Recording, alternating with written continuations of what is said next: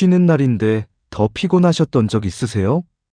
약속도 없고 일도 없고 그냥 집에서 쉬었는데 저녁이 되면 오히려 몸이 더 무겁고 아무것도 하기 싫어진 그런 날이요. 진료실에서 정말 자주 듣는 이야기입니다. 얼마 전에 62세 여성분이 오셨어요. 퇴직하고 혼자 사신 지 2년쯤 됐는데 이렇게 말씀하시더라고요. 선생님, 저 요즘 하루 종일 쉬었는데 왜 이렇게 피곤한지 모르겠어요. 나이 드니까 그런 건가요? 검사를 해봤더니 다 정상이었어요. 혈액 검사, 갑상선, 빈혈 아무 이상이 없었습니다. 그런데 이분이 피곤한 데는 이유가 있었어요. 몸의 문제가 아니었습니다. 오늘 이 영상 끝까지 보시면 그 이유가 보입니다. 많은 분들이 피곤하면 제일 먼저 걱정하시는 게 있어요. 혹시 어디 아픈 거 아닐까? 그래서 병원에 가서 피 검사도 하고 갑상선도 보고 빈혈 검사도 합니다. 그런데 결과지를 받아보면 다 정상이에요. 그때 드는 생각이 뭔지 아세요? 그럼 내가 게으른 건가? 의지가 약한 건가? 아닙니다. 절대 그렇지 않아요. 검사에서 안 잡히는 피로가 있습니다. 몸이 아니라 뇌와 생활 방식에서 오는 피로예요. 이건 혈액으로 측정이 안 됩니다. 우리 뇌는 생각보다 훨씬 예민해서 생활이 바뀌면 기능도 바뀝니다. 자극이 줄어들고 움직임이 줄어들고 대화가 줄어들면 뇌가 먼저 반응을 합니다. 그 반응이 피로로 느껴지는 거예요. 이건 의지의 문제가 아닙니다. 뇌가 보내는 신호입니다. 그럼 뇌 안에서 정확히 어떤 일이 일어나는 건지 지금부터 하나씩 살펴볼게요. 혼자 있는 시간이 길어지면 뇌에서 가장 먼저 일어나는 변화가 있습니다. 바로 자극이 줄어드는 거예요. 자극이라고 하면 뭔가 대단한 걸 떠올리시는데 그게 아니에요. 누군가와 눈을 마주치는 것, 길을 걸으면서 바람을 느끼는 것, 카페에서 들리는 소음, 지나가는 사람들의 표정 이런 아주 사소한 것들이 다 뇌에는 자극입니다. 뇌는 이런 자극을 받을 때 활성화됩니다. 깨어있게 되는 거예요. 그런데 집 안에 혼자 있으면 이 자극이 거의 없어집니다. 같은 공간, 같은 온도, 같은 소리 변화가 없어요. 비유를 하자면 오래 안 쓴 근육 같은 겁니다. 쓰지 않으면 점점 힘이 빠지잖아요. 뇌도 자극을 받지 못하면 서서히 반응이 둔해집니다. 무기력해지고 집중이 안 되고 괜히 멍한 느낌이 드는 것 의욕이 없어서가 아니에요. 뇌가 자극을 충분히 받지 못하고 있다는 신호입니다. 자극이 줄어들면 그 다음에 자연스럽게 일어나는 일이 있습니다. 활동 범위가 좁아지는 거예요. 처음에는 그냥 오늘 하루 쉬는 거잖아요. 그런데 하루가 이틀이 되고 이틀이 일주일이 되면 어느 순간 외출 자체가 귀찮아집니다. 장 보러 나가는 것도 산책도 심지어 샤워도 미루게 되는 분들이 계세요. 이게 왜 일어나는 건지 아세요? 뇌가 에너지를 아끼려고 하기 때문입니다. 자극이 없으면 뇌는 지금 크게 활동할 필요가 없다고 판단해요. 그러면 에너지 사용량 자체를 줄여버립니다. 몸을 움직이는 것도 뭔가를 결정하는 것도 전부 에너지가 드는 일이니까 자꾸 미루게 되는 거예요.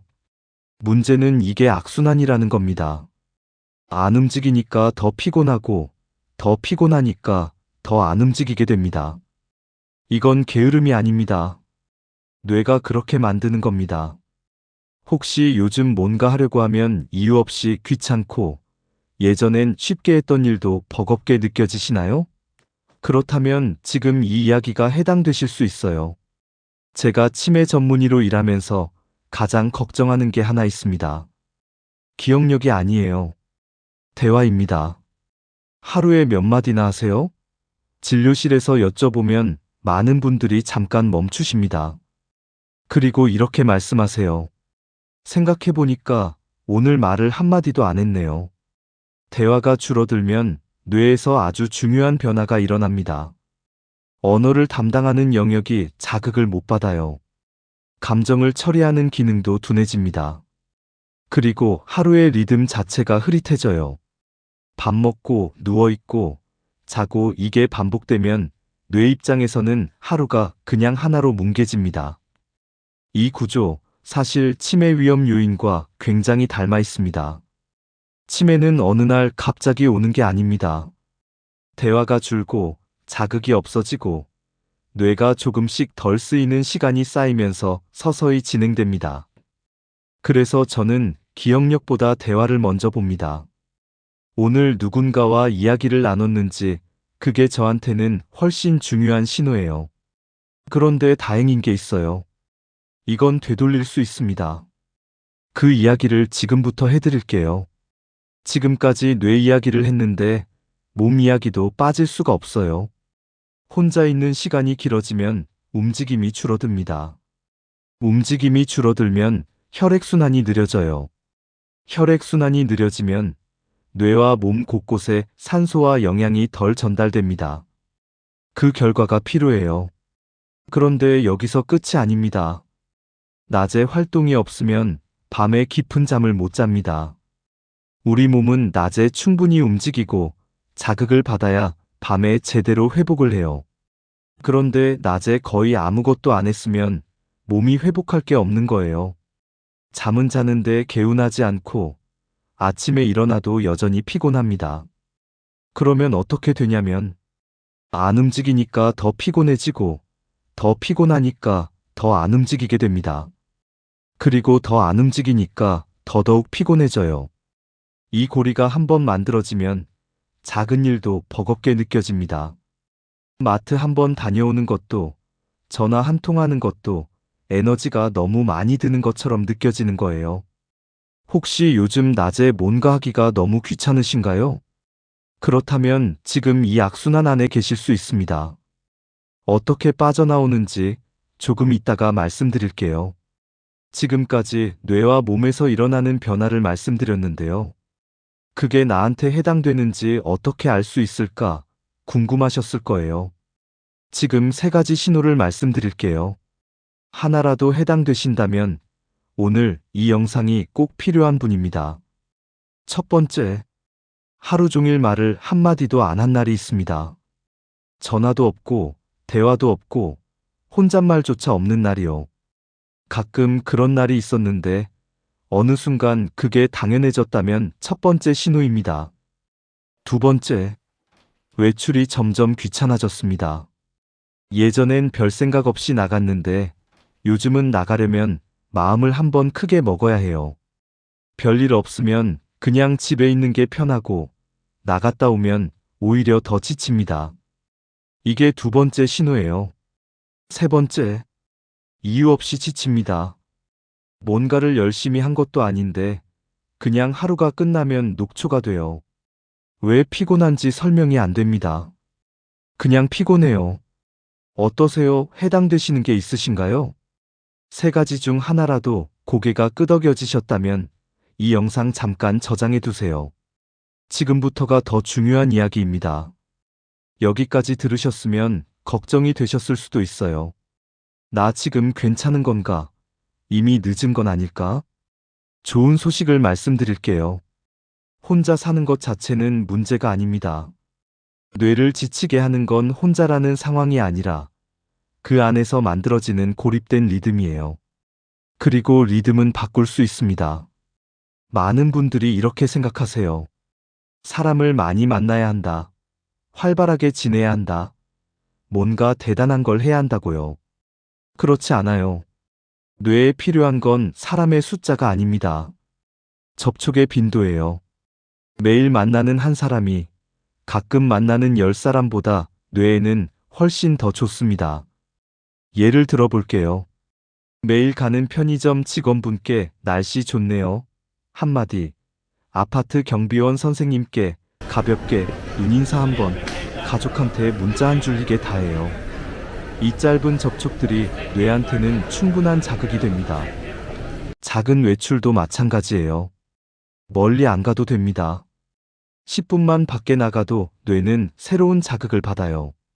빛이 바뀌고 온도가 느껴지고 사람들의 소리가 들리는 것만으로도 충분합니다. 대단한 게 아니어도 됩니다. 작아도 괜찮아요. 꾸준하기만 하면 됩니다. 그럼 구체적으로 뭘 하면 될지 말씀드릴게요. 딱 3가지입니다. 어렵지 않아요. 첫째, 매일 같은 시간에 일어나세요. 완벽하지 않아도 됩니다. 30분 안쪽으로만 맞추시면 돼요. 기상 시간이 일정해지면 뇌의 하루 리듬이 잡힙니다. 뇌는 리듬이 있어야 제대로 작동해요. 특별히 뭔가를 하지 않아도 일어나는 시간 하나만 고정해도 뇌 기능이 달라집니다. 둘째, 하루에 한 번은 몸을 움직이세요. 운동이 아니어도 됩니다. 10분 산책으로 충분해요. 엘리베이터 대신 계단, 편의점까지 걸어가는 것도 포함됩니다. 중요한 건 밖으로 나가는 것 자체예요. 몸이 움직이면 혈액이 돌고 뇌가 깨어납니다. 셋째, 하루에 한 번은 누군가와 말을 나누세요. 길게 안 해도 됩니다. 문자 한 줄도 포함이에요. 전화 5분, 짧은 인사 한마디 다 됩니다. 소리내서 말을 하는 것 자체가 뇌에 자극이 됩니다. 혼잣말도 사실 도움이 돼요. 그래도 가능하면 누군가와 주고받는 대화가 더 좋습니다. 정리하면 같은 시간에 일어나고 10분 걷고 한마디 나누는 것. 이게 전부예요. 생활의 크기를 바꾸는 게 아닙니다. 리듬을 만드는 겁니다. 뇌는 리듬이 생기면 스스로 회복하려고 합니다. 오늘부터 3가지 다 하려고 하지 마세요. 하나만 골라서 시작해보세요. 그 하나가 쌓이면 나머지가 따라옵니다. 오늘 영상 끝까지 보셨네요. 끝까지 보셨다는 건 지금 본인의 뇌 건강에 관심이 있다는 겁니다. 그것만으로도 이미 좋은 시작이에요. 오늘 말씀드린 것 3줄로 정리해 드릴게요. 혼자 사는 것 자체는 문제가 아닙니다. 고립된 리듬이 뇌를 지치게 합니다. 그리고 그 리듬은 작은 것부터 바꿀 수 있습니다. 거창하게 생각하지 않으셔도 돼요. 오늘 들으신 것 중에 하나만 가져가세요. 같은 시간에 일어나는 것, 10분 걷는 것, 누군가에게 문자 한 줄 보내는 것 딱 하나면 충분합니다. 이런 이야기들이 도움이 되셨다면 구독으로 함께 해주셔도 좋겠습니다. 이 치매 시리즈는 매주 월요일, 수요일, 금요일에 이어집니다. 그리고 이번 주 금요일에는 이런 이야기를 할 거예요. 검사는 다 정상인데 왜 이렇게 불안할까? 병원에서 아무 이상 없다고 했는데 마음이 안 놓이는 분들 꽤 많으세요. 그게 왜 그런 건지, 그리고 어떻게 하면 그 불안이 줄어드는지 금요일에 말씀드리겠습니다. 오늘도 와주셔서 감사합니다.